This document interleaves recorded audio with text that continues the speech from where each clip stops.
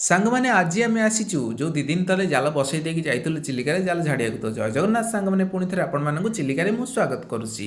ଏଇ ଦେଖନ୍ତୁ, ବର୍ତ୍ତମାନ ଆମ ଜାଲ ଝଡ଼ା ସରିଯାଇଛି। କିଛି ମାଛ ଅଛି, ମୁଁ ଆପଣମାନଙ୍କୁ ଦେଖେଇ ଦେଉଛି କି ମାଛ ପାଇଛୁ ଆଉ କେତେ ମାଛ ପାଇଛୁ।